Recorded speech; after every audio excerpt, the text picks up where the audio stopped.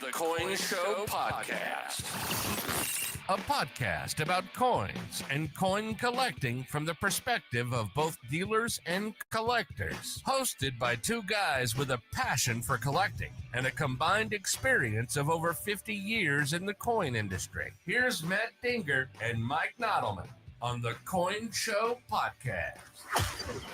It is episode 231 of the Coin Show Podcast. Yes, it rolls on. I'm Mike. I'm Matt. Hello, everyone. Hello, everybody. And tonight on the Coin Show Podcast, we have the editorial that I meant to give us last week. I just got a little tied up and stuff. And we have your coolest thing, as well as other fun and frivolity. I like. Yes. But first, as always, the news.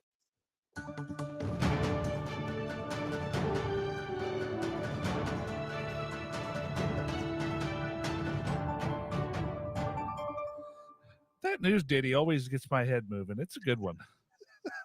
It's a good one. The news is brought to us by Street Signs. Sometimes all you need is a sign, and we're there for you. We're Street Signs.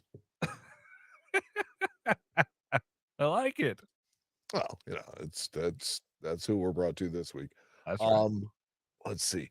There was something I had and I can't remember.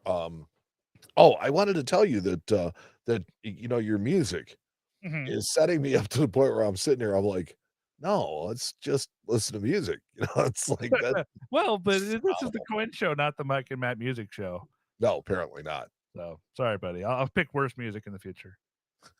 It's awesome. So one of the things that I look forward to every year is seeing the new data on coins. And lately it's been focused on, you know, seeing the new designs for the first time. So, you know, you have the Native American dollars, you have the new quarters, you have, you know, just the new data on the old familiar coins, like your cent and stuff like that. But because of the because of the new quarters, you probably see those first. I have yet to see a 2024 anything yet, but I also haven't really been looking that much. Well, the only reason I can claim that I have is because we have a subscription to the Women on Quarters. Oh, okay. Well, that makes sense. So we get rolls of them in the shop, and so I have the it's Reverend Dr. Paulie Berry. That's the first one for this year. And it's a really cool coin. It's got, you know, hope on the obverse, and I really do like the idea of hope in coins. Yeah, no, I mean, I think it's an interesting design. It's definitely something we haven't seen before in our coinage, something like this. So that's pretty cool. Yeah, I'd be interested to see one in hand again to see how the picture translates to an actual coin, but looks interesting. Yeah. The Royal Mint, U.S. Mint joint coin venture is launching here and sold out there. Did it? It sold out in across the pond? Well, I mean, a lot of their issues, and they made a lot for this, had really small mintages on them, 500, 200, you know, stuff like that. So there is actually a gold set that has a 1/4 ounce Britannia, a 1/4 ounce Gold Eagle, and a 1/4 ounce version of the British coin. Okay. Really? And that was put out by them? That was put out by the Royal Mint. Okay. And there were only like 250 sets. Well, I mean, that's okay. That's I think that they do a little bit better job of limiting some of the releases that they do because, I mean, obviously Great Britain's not nearly as large of a country as we are, of course, but you know, I think 250 any set like that is actually a very, very small number. So I don't know if this was a take on the Pride of Two Nations set, you know, trying to do something with Britain, right? UK. But if it was, then it kind of missed the mark. I mean, the Pride of Two Nations set had two coins that were exclusively made for the set. For that set, you know, yeah. By the United States Mint and by the Royal Canadian Mint. Yeah. This one has the same thing, but the designs are so it's hard to say which is the obverse of this coin because you know. But the side with the two heads on it is common to both the US coin and the UK coin, with some exceptions, right? Little minor design Ours, changes. Yeah. yeah, it's just a little bit different, but basically the same. It gives, the weight, things like that, on the British coin, and of course has Britannia at the top and Liberty at the bottom. Right. And they only had one side of the coin to work with, because of course you have Charles on the other side. Correct. And I think It's it's not in the interesting. story anywhere with the British coin. It's actually hard to find a copy of. I don't know. I was gonna say I want to see them next to each other, like literally next to each other, not necessarily in the set, but maybe just the images next to each other before. Yeah, Because basically the Britannia says Britannia and Liberty, and then it has, I think 1 ounce fine, 9999 gold, and 2024. Okay. So, I mean, they're just slightly different coins. Let's see. The South African Krugerrand has become so successful that they're going to make proofs. I mean, that'd be cool. The silver Krugerrand is a fairly new thing. For years and years, the gold Krugerrand was kind of like one of the mainstays of gold bullion. So when they came out with the silver ones, I thought, yeah, that was a cool idea. Well, mainstays, the Krugerrand was the only gold coin that you could buy in the world for a long time. Right. I think, what was it, 2017 or so, they popped out the silver ones, and those were Yes. super popular, and Well, they did a limited, and I still think it's a proof, the first one. yeah, I think so too. And they made that for the 50th anniversary of the Krugerrand, so it was 2017. And, so they put those out, and they were popular, and people have liked them, and I guess they figured out that this whole seniorage thing is kinda cool too. So, Funny how that works. yeah, so now they're gonna make a proof of it. I mean, I don't know if they're successful enough to do that, but I definitely wouldn't make, I don't know. I think they are. Silver proofs are silver proofs, but what you have to charge for them on the world market is, I think, gonna kill this coin. That's true. I kinda wanna see, like, a bullion version, like a couple dollars over spot type, example would be interesting. That's kinda how we treat the other ones. Well, but that's what I'm Silver saying. ones. Like, I Yeah. wanna see some that are specifically like, you can buy rolls of them, and I don't know. Just the thought that crossed my mind. And the latest in money grab news. So the New Zealand Mint and Niue's latest silver coin takes the shape of the USS Enterprise, which, hey, if you want to hit, you can reach into the bag and pull out, Star Trek, Star Wars, Lord of the Rings, Disney, Disney, or I want to say Sesame Street, but actually probably not, because I don't know if there's been much Sesame Street. No, Big Bird's done. I don't know, he's done. He got caught in a sting and ruined his whole career. Look, Kermit, first you told me Kermit's dead. That's true. That's not. Anyways. It's encouraging kids to live in a trash can. That's Oscar the Grouch, though. Sometimes that might be a better environment. Oh, that's true. Do you remember when Whitman Publishing was bought by Gray Sheet? I do. I had some worries that this might happen, because often when, a new company takes over, there's change at the top. Mm-hmm. And with Whitman, we had our friend of the coin show, Dennis Tucker, who was the publisher, and, was just a tremendous friend of our show, as well as a friend of ours personally. Mm-hmm. And so he is now stepping down. They're calling it retiring. But I think he wants to go sit on a beach and drink drinks with. If I know Dennis, that's not what he's going to do, though. No. He's going to write. He's going to continue to do what he does and just be, a great dad, and just a wonderful human being, and a writer, because that's what he is at the core of everything. And so I don't think that he's going to disappear from the hobby. At least I hope not. I think that would be a loss to the hobby. Yeah, I agree completely. Yes.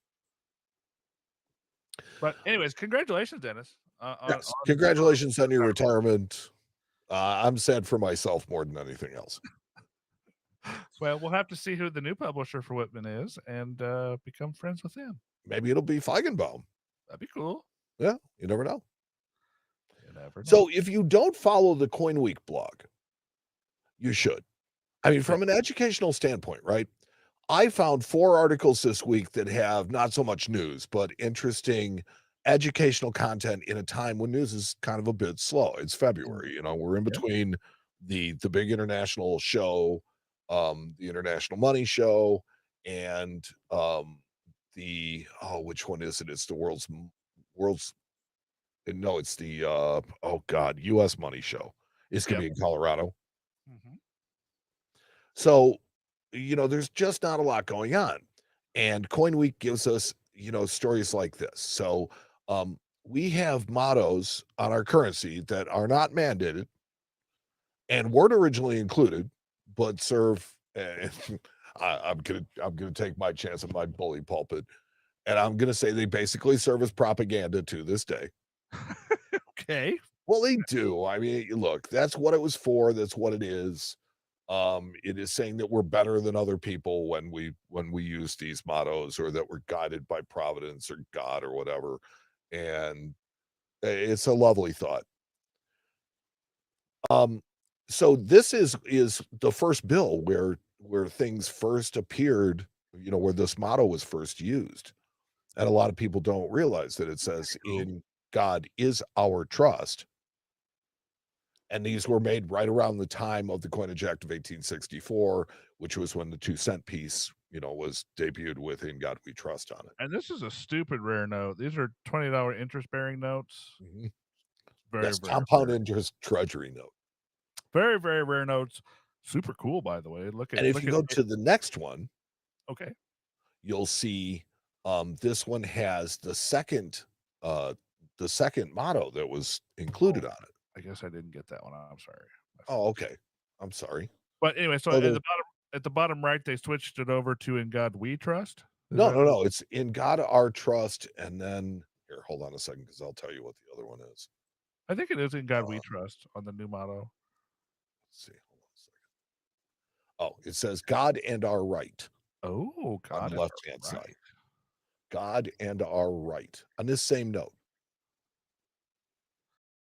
So this was put up by Coin Week in 2 separate articles, but I think it's really cool that they take their time, you know, to do the same thing that we do and educate people, because you know, one is on the left-hand side and the other one is on the right-hand side. So on the left is yeah, there you go. Got it all right. Very cool. Very, very interesting. Yeah, no, this is a great website. If you guys don't use it, these guys are awesome. Coin Week. You guys should get a lot of good. You guys should check that blog out and get a lot of information. Lord knows they we talk about a lot of their stories. So We do. And we give them full credit. Yes, So this next article is on pattern coins, and it covers, you know, it covers well, it's 5 or 10 different pattern coins that are in the Smithsonian collection. So it has the $50 Union, which may be a coin that some people may not have ever known existed. Yeah, the whole gold coinage series was meant to go up to a $50 coin. We just never got to that point. They stopped at 20. Oh, barely got there. Yeah, we barely got to 20, but yeah, they were actually intending to go to 50. But they made the patterns, they had the design, they were ready to rock. They just didn't get to it. So. Yeah, so the first one they showed was, you know, the addition of "In God We Trust" to the $5 gold, and the last one they issued that they show is the buffalo nickel pattern. But in between that, the one just above it is a $half-dollar pattern. Yikes, bikes, that thing's busy. Yeah. There's a lot going on. That's basically they took everything that we've ever had on a coin ever and smashed it into one coin. It's like, well, hey, here's the thing is that I always give Barber a lot of credit for being, you know, this artisan that created these things that strike so well and are good for die life and all. Can you imagine if they used this thing? They'd have been going through dies like nothing. Like, well, like I said, I think it's literally they wanted to incorporate every single thing that's ever been on a US coin into one coin. Because if you look at this coin, you have an eagle, then you have liberty, then you have a Phrygian cap, then you have stars, then you have rays, then you have In God We Trust, and then you And flip that's it just the over. obverse. Right, that's just the obverse. Oh, there's And then liberty on the front too. Don't forget that. I said Liberty, but then you flip it over on the back, you have rays, you have a You have heraldic a style eagle, laurel wreath, you have a laurel wreath, or you is that have an oak wreath? that might But be you an got the original heraldic eagle with the stars and the clouds. and the rays You again. got the bow at the bottom. Yeah, it's I literally mean, pretty much yeah, every this design is element ever on one coin. It's pretty cool, really. it's kind of cool, but I think it'd be a nightmare to strike. Oh, for sure, but yes. And lastly, a guide for chain sense. So there were other denominations and coins as well, but you should go and check this site out for yourself. So I particularly really like this chain scent collector's guide that it shows you the different varieties. And the different dates when they delivered them. And Yeah. I mean, this is nerding out. yes. This is a completely nerd out article, and God bless them for publishing stuff like this. This is the kind of stuff that you need to look at. Well, if you're a chain scent collector, for sure. I mean, that's you get into the I'm not a chain varieties. set collector, and I'm nerding out on the stuff big time. Well, that's okay. You can nerd out any way you want, buddy. Yep. Very cool. Yeah. Let's see. So, as a full service coin show, we are not confined by any constraints, and as such, I felt that this interesting article on women found on ancient coins was really great. Okay. I like it. So these are some of the lesser known. The one that I expected to be in here that is not was Cleopatra. Cleopatra, yeah. Well, she wasn't really attractive on her coins. You ever seen one of her coins? Yes. She kind of looked like a foot. Well, there's a lot of talk that might have been fitting. But I mean, you got so Aphrodite isn't even real, Right. right? You got Allegorical. Artemis. I mean, there's a bunch on this, but this kind of goes through. We have the women on quarters right now. Here's women in ancient coins and all the different ways that because typically in ancient coins they're mostly emperors that are on them. Yeah, it's mostly the wives of emperors. Like that's what this last kind of group here was. Yeah. Was wives of emperors. But then yeah, there's definitely some allegorical women too, like Arethusa and Isis. Isis. Yeah. Yep. So, Not that Isis. The other, yeah. yeah, the original. The OG. And then as kind of a wrap up, and I'm gonna stop blowing Coin Week's horn, but they also published a really great buyer beware article on unsearched rolls. And I love this because the fact of the matter is that you hear this term a lot, Right. and because there's such a quote loose definition of it, a lot of people can mean a lot of different things, and that's not good for the hobby. We get a lot of people coming into the office sometimes, and they want to buy wheat pennies. Like they want to buy a 5,000 coin bag of wheat pennies, and one of the questions they always ask is, "Are these unsearched?" Well, friend, I don't have time to go through them. So if unsearched, you mean did I go through them? No, I didn't because I don't have time for that. But somebody probably did. Well, So somebody had to have because they're all wheat pennies. right. So that's kind of the thing that gets me about it is are they searched? Well, it really depends on what your definition of searched is. It's like, were they categorized into wheat cents? At least that much I know. Beyond that, I don't know what anybody who might have looked for them was looking for. My standard answer is unsearched by us. Yeah, I mean, it's unsearched by me. Are you going to find known NSVDB in there? Probably not. Probably not. But I'm not either. Yeah. So I think that it's really important to call these things out and define them and tell everybody, hey, no, this if we need to, have a definition for it in our hobby, then we need to have a definition for it. But that's what we should do with it. Yeah. Well, there you go. And finally, in the news, I saw that story. Oh, God, I hate this story. I truly hate this story. We have So, been preaching about this for how long now? yes. I like the fact that somebody's finally called this out, but I have found absolutely nothing. I mean, I've been looking for stuff on this on the internet and not finding it. And yet, people still ask about it. There's a running joke with us and with Jack Smith Uh-huh. about finding coins with full drum lines. That's pretty good. I like that. Now, it's like, do you know what a drum line is, right? Sure. What is it? Well, drumline is a group of people that get together and drum like in a band, but I Yeah, think on this coin you're probably it's a talking bunch about of people doing it in a marching band. I That's a think drum on this line. coin you're talking about the actual drum line on the Right, coin. but the whole thing is it's not the high point on the coin, and it's near the Right. edge, so it will absolutely be one of the things that you should expect to be absolutely full and crisp on any coin because the metal had to flow through there to get to his shoulder. Right. But this story's talking about uh really basically stuff that we've been talking about for years, which is just terribly written and or AI written articles Oh, that insinuate that certain common, very, very common coins are worth millions, or in this case, the article says hundreds of millions of dollars, and whereas the the coins typical themselves are the nothing. typical question that we get about it though is that, "Well, why do they publish this?" Well, they publish it because they want you to click on it, Right. and guess what? They got what they wanted. Yeah, yeah, but I mean, what see these like on our feeds, all these stories have these little ads over on the side, which is fine. This is a coin website, I get it, but there are other websites out there that put out these sensational news stories and then make money when you see those ads on the right hand side. So that's what they're doing. If they can put out some stupid story that doesn't make any sense but can cause a lot of people to click on it, guess what? They make a lot of money.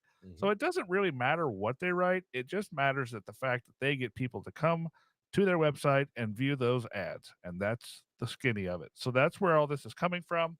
They're putting out sensational titles to their stories. It's called clickbait. It's garbage. And And in that's all my I have to say opinion, about that. this is what you need to do about it, is that when you see something that you've clicked on and that you become disappointed with, what it offered you, you Right. need to make note and just note, what site it came from, who the author was, whatever. And there's also a lot of like new apps out there that are also just absolutely horrible. Like I posted a video, I forget where it was not too long ago, of an app that was like it scanned a 1978 penny and said it was worth $350 when it looked like it was an AU 1978 penny that you could stick in your pocket change. Uh, it's just there's a lot of people out there trying to make money on our hobby that have nothing to do with our hobby and know nothing about our hobby and are giving out terrible information. So there So you go. with like the Daniel Carr fakes, Right. They're not there fakes. They're there's novelty. there's a kind of karma that follows those, right? That when somebody tries to do something unscrupulous with them, when somebody thinks they're getting something that they're not, and they think they're stealing it from somebody, that they kind of get their comeuppance when they figure out what it is. And I'm okay with that. Right. But these other guys, they're feeding on the newbies, they're feeding on the lazy, which I don't have any problem with that. Um, because it's like that's their education. They're gonna learn one way or the other, and they usually learn the hard way.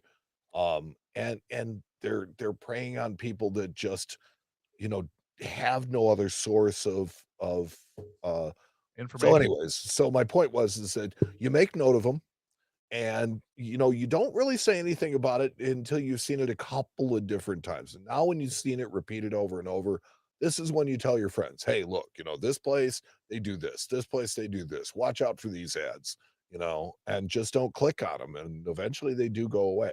I just think the majority of the people that consume that content are not educated enough in the coins themselves to figure out that they're being fed bad information. Well, they're typically not collectors No, either. no, never. So honestly, they're not hurting our hobby by not hanging around, But at the same time, we really just don't like that kind of message. I see it as a very large time suck and resource suck for places like us that have Yeah. to answer those phone calls No, and I can agree with that 100%. so it does affect me personally, but yeah, for the most part, it doesn't affect most people. Right. Affects me too. Yeah, for sure. Oh. So, all right. All Well, right, so that was the news. that was fun news. Thank you. And the news tonight was brought to us by Street Signs. Sometimes all you need is a sign. We're there for you. We're Street Signs. I like that. So, friend, Dude, if I can't make you laugh, then, you're great at it, so that's all that matters. thanks. Oh, Big, warm, and fuzzy. oh. So, I think maybe it's a good time for me to get into my editorial. Is this a Spicy Um, Mike's editorial or Well, it just kind of is, but it's kind of not. I really don't want it to be that because I don't think that it's deserving of that. okay? But at the same time, I really do kind of mean some of it. Well, So I don't know. about 3 months ago, 2.5 months ago, I suggested the idea of starting a coin club Uh-huh. online with people. And there was a really good response. A lot of people replied, said, "Hey, I'd really like to do that. That's great." And all I told them was, "Okay, this is what I need you to do. We're going to use this specific forum to just kind of meet to start out. And I need you to sign up over there. And, I'm not, maybe they think I'm capitalizing on that. I'm not. But it's like, it's a clean forum that everybody can get into. And I know is going to be, you're going to see it all and all that kind of stuff. Right. And there we can kind of work on this club and we can kind of get it started.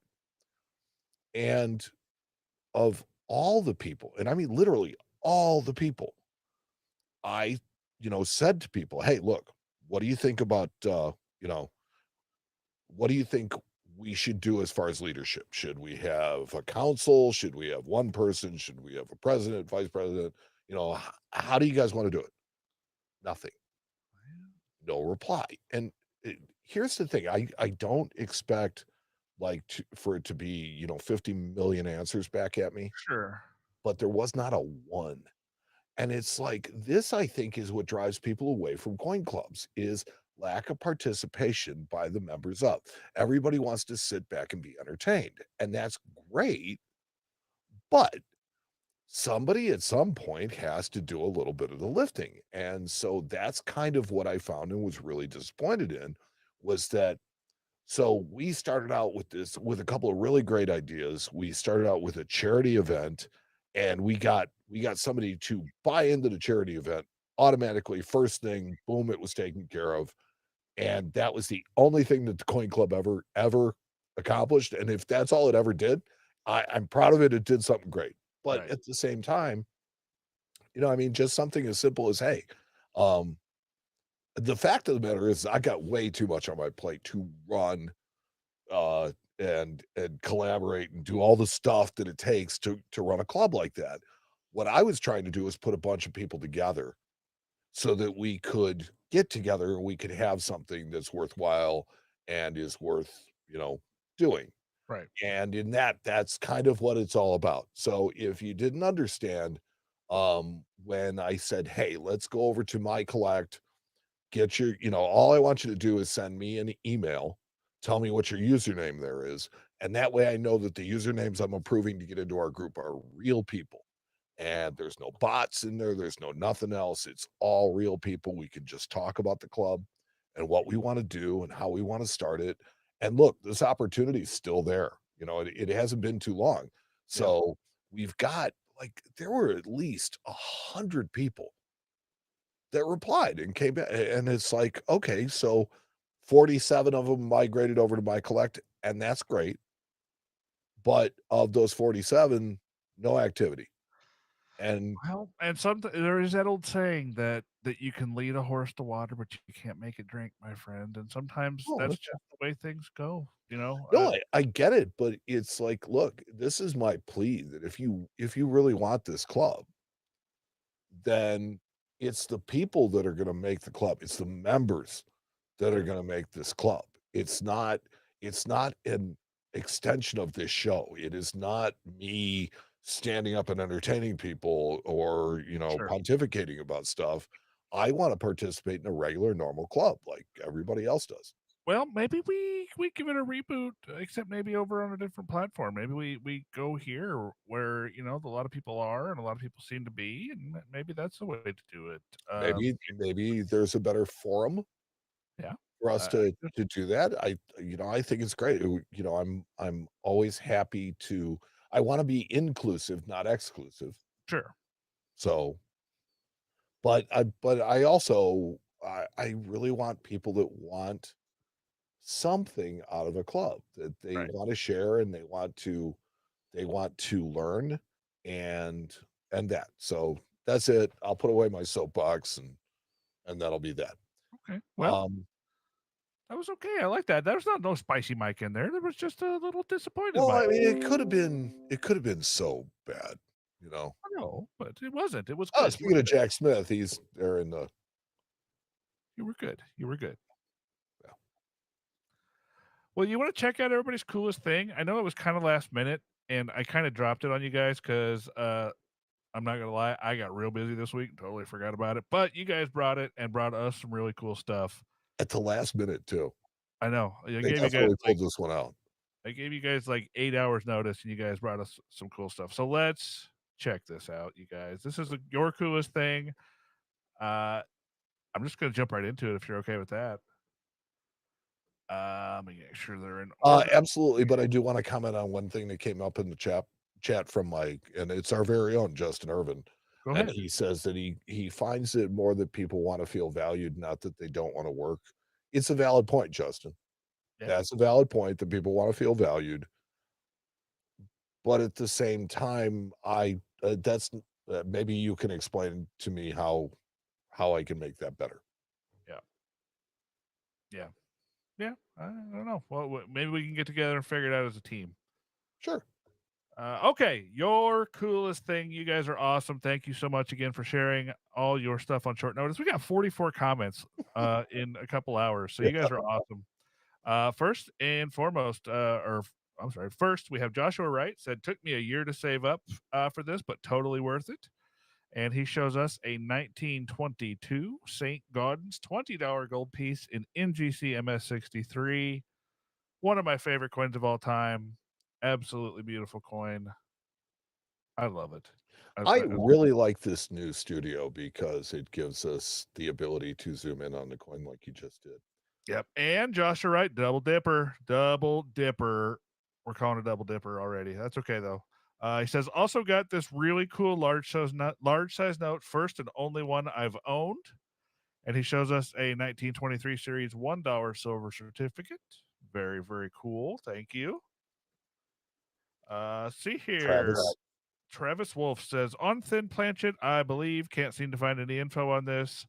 Unfortunately, my friend, and as our friend Paula pointed out, it has been removed from an encasement. So if you guys don't know what an encased coin is, I'm trying to think I might. Normally, usually have something like that laying around, but basically, it's a coin that was put in a good luck piece. A larger piece was around the outside of it, and then that would have some information on it, like "Keep me and you'll never go broke," "Lucky penny," something like that. And that's exactly what happened to this coin, and then it was popped out. So that's what caused that mark around the outside of the coin here, as you see. I'm guessing Paula is 100% correct on that one. Then he posted another coin. Both sides have the exact same marks. Yes, unfortunately, again, my friend, that is also a damaged coin. And I'm sure Paula, pointed that out. So there you go. Keep looking though. Go check out those guys over there at Livecoin Q&A. They will educate you on mint errors and varieties. Those guys are awesome at that. They are really, really good at it. Yep. George Kabrook shows us an 1899 V nickel. Very bright. Very, very nice. Thank you. Up next, Jack Riley says, picked up my very first Black Eagle note, FR232 and VF25. I particularly like this one because Gabe Parker was the Register of the Treasury for a mere 2 months. I thought that was neat. Yep. There you go. Now, Very cool. the thing to understand about that is they often will print a note for far longer than the person is in office. Correct. Until the Plates are not cheap. replacement. Yep. Till the replacement comes along and sticks with the job for a little while, then they usually will change the plates and make new notes. And I want to comment on this comment. Oh, You know, yeah. James M says, "No fake errors, guys. Let's not even entertain that junk." I'll tell you what, it's like I like the fact that we can look at it and we can learn from it and we can teach somebody, "Hey, look, this is what this is." Yeah. If they think it's the coolest thing, then apparently they don't know, and that's gonna be our opportunity to help them learn. Yep, that's right. That's time for education. That's what we're all about. So if we can help you understand what you have and educate you on it and help you, then that's what we're all about. So there you go. Let's see here. Bob Brock says, I have this one coming very soon, not in hand yet, but close. King of Morgans. That means it's an 1893 S Morgan silver dollar. This one has been graded VG8 by NGC, and it has a little bitty green CAC sticker, which means it's also been CAC approved. And it does look like a very nice example. Yes. Looks like just a very honest, really good circulated example. Yep. Even wear, even color, no problems. I like it. Yeah. Very desirable. Jack Riley says, can I double dip this time? Yes, you may. Double? Thank you, sir. May I please have another? Oh, I was gonna say, I thought that was the feller from up above. I was gonna say that was a triple dip, but no. Let's see here. Couldn't leave this out. Found a 2004 piece metal DDO FS 101. Found roll hunting. Sure has seen better days, but and was hard to verify. P.S. Sorry for my picture quality. Well, that's okay. And these interesting varieties definitely are fun to look for. I know I used to do it for a long, long time. So awesome. Let's see Glad you the other found that. side. There was a second picture. Oh, was there? Yeah. I don't have it. Oh, okay. I guess not. Oh. Ernesto Aguilar says, my first purchase of the First Spouse series. And is that a Jackie Onassis? I think it is. It's hard to see from your picture there, Ernesto, but that sure looks like Jackie O. It's one of the better low mintage issues. I remember when we were talking about these before they first came out, thinking about how they were going to be sleepers, and then they just absolutely flopped, and nobody cares about them anymore. Yeah. The only thing they care about is that they're a half ounce of pure gold. Yeah, we tried, guys. We tried. Can't win them all. Can't polish a turd. That's right. Joe Bohannon says, picked this up this morning at a show, AU55 CAC. And he shows us that's pretty, an 1834 cat bus half with some really, really pretty toning on the really reaper. nice toning. And it's in a PCGS holder, as we can see here by the True View. And he says it's an AU55 CAC. Very, very cool. And in our chat, a good Super Bowl tip saying double dipping is okay, just not with chips and dip. Oh, that's true. Super Bowl tomorrow. Who's going to win? Super Bowl weekend. Spam the chat with who's going to win. You guys decide for us. I want to know. I haven't made my bet yet, so I need to. Mark says high grade but unslabbed 1858 Flying Eagle scent with a clip at 3 o'clock. That awesome. Is exactly what that is. A high grade Flying Eagle scent with a clip at 3 o'clock. And here is the thing to note about this is that if you look directly opposite the clip, you'll see a little bit of issue on the rim, and that is exactly what you should see on a clip. That's how you know it's a real clip. It's called what they call the Blakesley effect. Yeah. Very cool. Dennis Mendoza says, very tough coin, and he shows us an 1857 $10 gold piece in PCGS AU53. Again, Dennis coming with the awesome early OMint gold. I love it. Very cool coin. Pre-Civil War gold is awesome anyway. I do. I like it. I really like it. And not to put that to shame, Paul Price says 1858C, $5 gold piece. Birthday gift to myself. I like it. Very cool. Looks like a nice coin. It's in a PCGS AU53 holder. I like that coin. I really like it. I will tell you that I've seen way more 2.5s from Charlotte than 5s. Well, that's actually a really nicely struck one for a Charlotte piece. Most for a Charlotte piece, that's hammered. Yeah, Charlotte Dahlonega coins are not struck very well. And look at the stars on it. Yeah, that's a nice looking coin. Very, very cool. Is there a picture of the back? No? Yeah, nice. That's okay. That's okay. Mike Edwards says, putting together a set of NGC slab circulating coins from Great Britain at the time of my birth, 1960. These are not yet slabs. I picked them up a little while ago because I thought they were attractive to look at. The farthing was out of production in 1960. And they also didn't mint any large pennies during that year. So these are dates closest I could get. So he shows us a 1953 one penny. Very cool. Nice looking uncirculated Nice coin. strike. Yeah.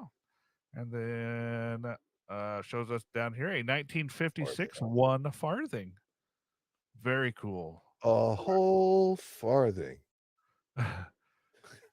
Cody brought some paper money to the show. I like it. He says one of 3 reported notes on the charter, the finest reported, which apparently is this note, and the first to come out in over 50 years. If you've been to the Higgins Museum, there's a high chance you have never seen a note from this charter. Wow. So he shows us, Cody, I know very well. He is an Iowa National note collector. So That's a beautiful note. he has a lot of nationals and he's a connoisseur of fine Iowa nationals. He shows us a $5 original series Lisbon, Iowa note in a PCGS Fine 15 details holder. Very, very cool. I like that note too. It has Christopher Columbus on one side. Did you know that? Christopher Columbus was actually on our paper money. There you go. So now he was on paper and on coin. Yes, he was. And let's see here.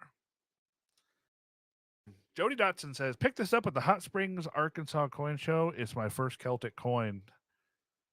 Very cool. This is a little Celtic stater. These are cool pieces. They kind of sort of show a horse. They did at the beginning. You could pretty much pick out the horse, and then over time they just kind of devolved into a bunch of symbols that were kind of supposed to look like a horse. Which in the slab you can actually see it says reverse disjointed horse. Yes. So they kind of over time they just that's the worst kind. Kind of pooped out. Worst kind of horses. George Miller's up next, says recently picked up a really nice 1931 florin. And I agree with you. That looks like a really nice 1931 one florin. Thanks, George. Longtime friend Malcolm McGaw. Yeah, Malcolm McGaw says this is a rupee from the princely states of Awad. Awad. A-W-A-D-H. Awad. Oh, I'm just spelling it so people can understand what I'm trying to say. From around 1821. It's unusual, and the obverse tries to emulate a European coat of arms. Sorry, everybody. Which with a crudely depicted lion and a unicorn under a crown and the British coat of arms. At this time, the state was under the protectorate type arrangement with the British East India Company. Weird. Who are they being protected from? That's what I want to know. Probably themselves. Probably the British. Well, maybe. Very, very interesting piece. Yeah, that is very European style coat of arms. Yeah. And the Arabic on the other side all the way through it. Yeah. Nice cool. Very cool. Brian Bass. Just purchased this Indian head set in a large collection, all except for 1877 and 1869/8. And of course the 1856. That's the Flying Eagle. I have a lot of work to do on this one. Some big coins going to PCGS. See the video before. There you go. That's a really nice set, though. Very cool. It looks nice, even color, which is, I think, the hardest thing to do with cents. Yep. Those are difficult. We can kind of rattle through the video. I'm going to click a little further here. Yeah, looks like some nice coins in there. Very interesting. Killer's Row. Getting into the 1870s. Killer's Row. I like that. Yeah, 1860s and 70s, man. That's Killer's Row. That's what we call it. That's tough stuff. Yep. Anything with any meat on it can be very expensive in a hurry. So and then you get down into the later stuff here. I want to get down to the juicy meat down here at the bottom. The 08 and 09S. Yeah. Very cool. Looks like some nice coins in there. Thank you, Brian. Thank you so much. Thank you. Amanda Broderick posted a picture. Nothing else, but that's okay. You're perfectly welcome to do that. And it is a Henning counterfeit nickel, 1944. This is an interesting story. I've always liked these. Mhm. Maybe I'll do a video on them one day. Sorry, I'm dying here. It's been a long day. So yeah, there was a gentleman that just decided back during World War II to make his own nickels, and he did. And it's a very interesting story. If you ever get a chance, look it up. Henning counterfeits. The guy made a whole bunch of counterfeit nickels, and he forgot the large mint mark over the building, and that's how they were discovered. So Yeah, very, so very he interesting. made them with several different dates on them, Yes, and the one that brought attention to him was the 44. 44. Yep. Yeah. Because for other than that, they were pretty much indistinguishable. I mean, detail wise, and the way they look. And Uh, easily distinguishable once you know the tell.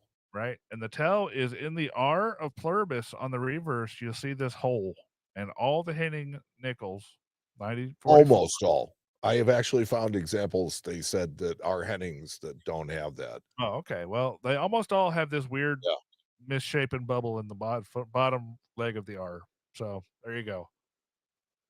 Okay, Eric Walton says last one needed for the book, and he shows us a Hey, very nice. wait a minute, one thing before we can you go back to the last one? Sure. So Paula Bloom says Amanda cherry picked this. Are we talking about Amanda from I'm sorry, from Live Coin Q&A? Oh yeah, that's who that is.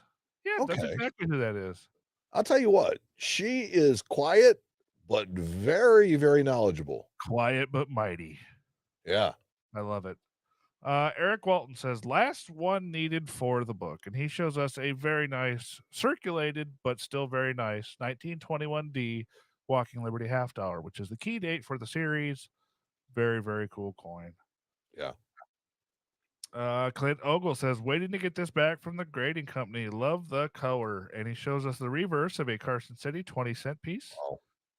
And the obverse is an 1875. So an 1875 CC 20-cent piece. I love 20-cent pieces. They're one of my favorite coins just because they only made them for like 5 years. They're just so strange. They're strange little coins. They're very cool. Yes. Double dimes. Stephen Mayer says, pick this up this week. Just love the history behind it. And he shows us a 1925 Lexington Commem in PCGS MS63. Looks like a nice white coin. Let's see if we got a picture of the back. We do. Thank you. Nice white coin. Very, very pretty. Thank you for bringing it tonight. Absolutely. J.R. Preston says, one of my favorite coins. Not a great piece, but proud to own it. I don't know if I'd say it's not a great piece. I think it's a great piece. This is the epitome of an everyman 09S VDB. It's had the chef's kiss of CAC on it. It's just this is a nice coin. Yep. I would be proud to own this coin.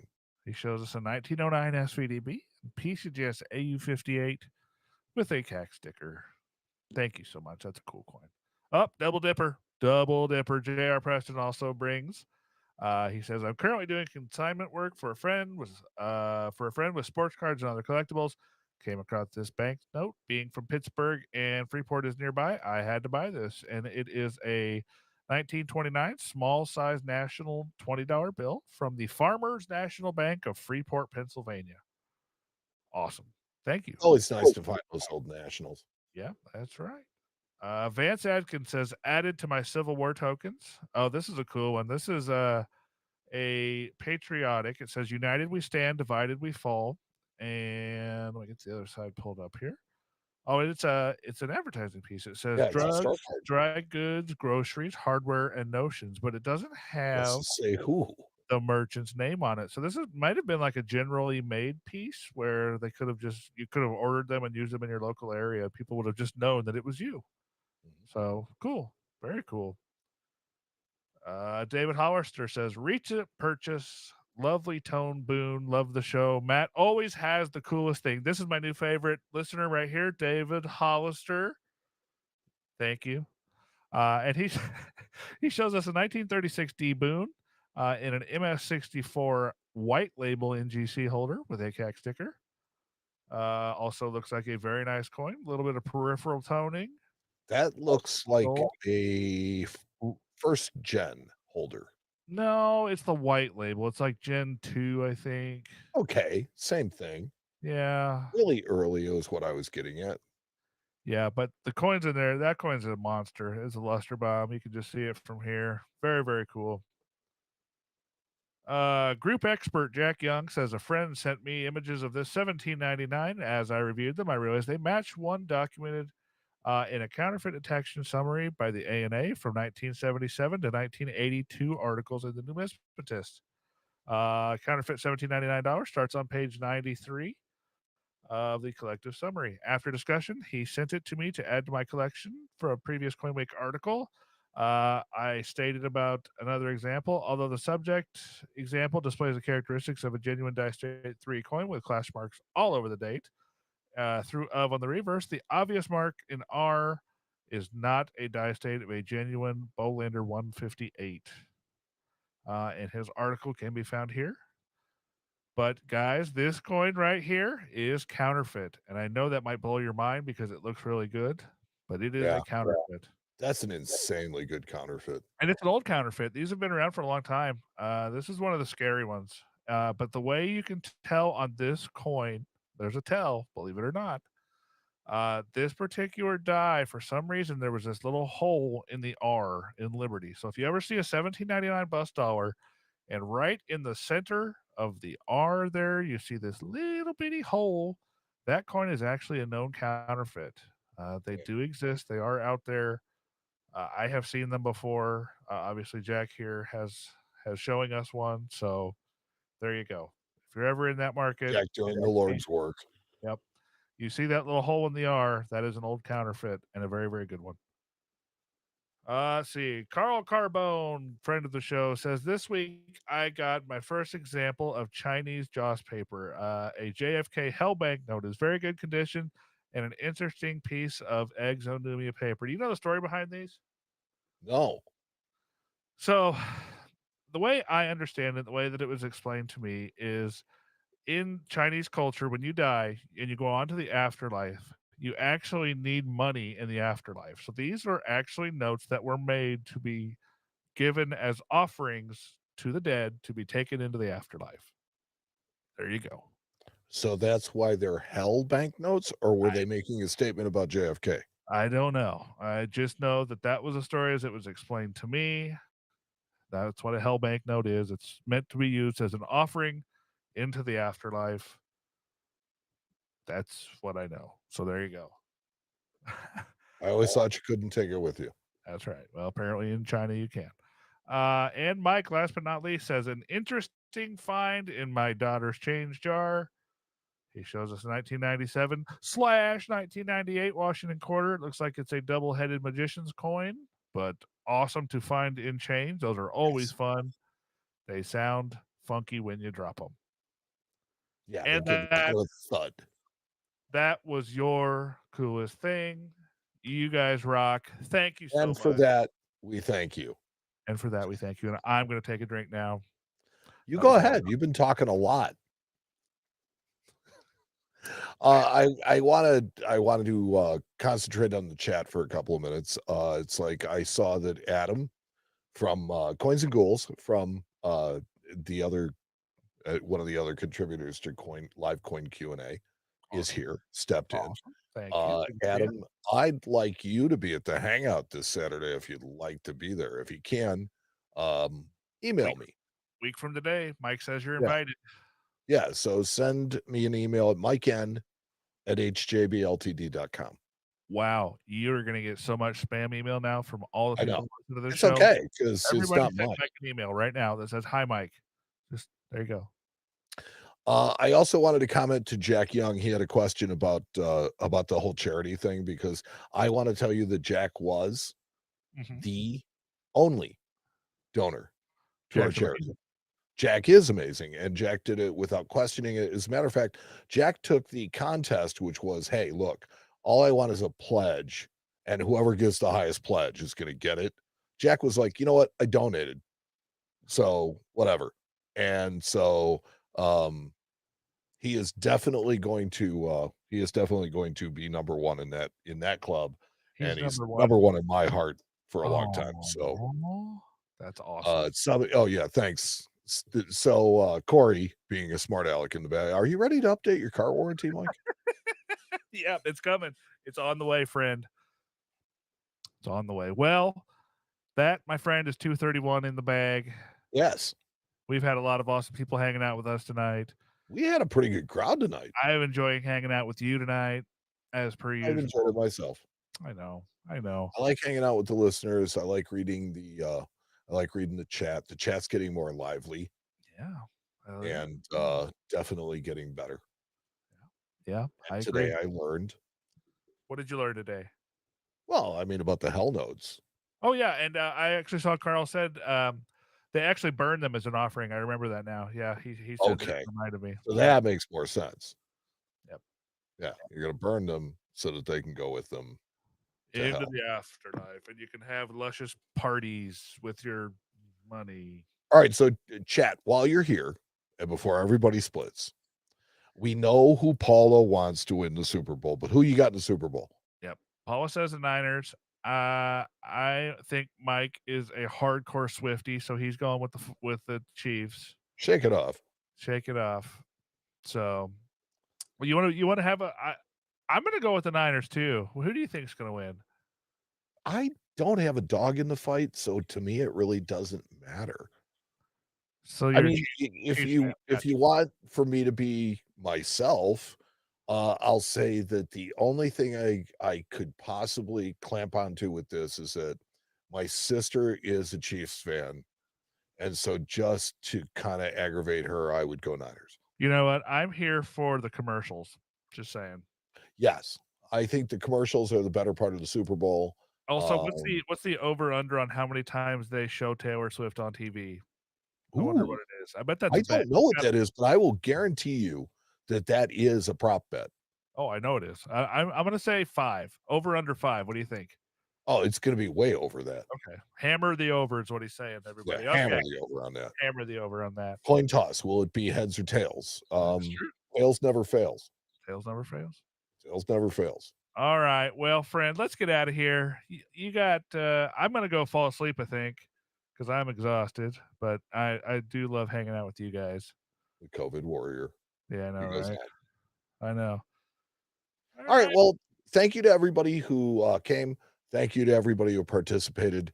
And most of all, thank you to everybody who supports and listens to this podcast. Without you guys, this just wouldn't happen. That's right. Anything for him, Matt? No, that's it. Cool. Goodbye, everybody. Happy Super Bowl Sunday. We'll see you guys at our hangout next week. Hang out, be there, be square. A week from tonight, Saturday. It'll be totally different than this show. We're going to be in our chat room or in the live stream here, just chatting with you guys. We do that every other week. So come hang out. We're going to be having fun. Sometimes we play games. Sometimes we have a quiz. This week, Matt has no idea what's going to happen to him. No, I have no idea. And that's okay. And at this point, he really doesn't care. That's how bad he's feeling. So That's right. All right. It's okay. Yeah, I got to get back at you for the coolest thing somehow. That's true. All right. Well, everybody. For the Coin Show, I'm Matt. I'm Mike. And we will talk to you guys next time on the Coin Show podcast.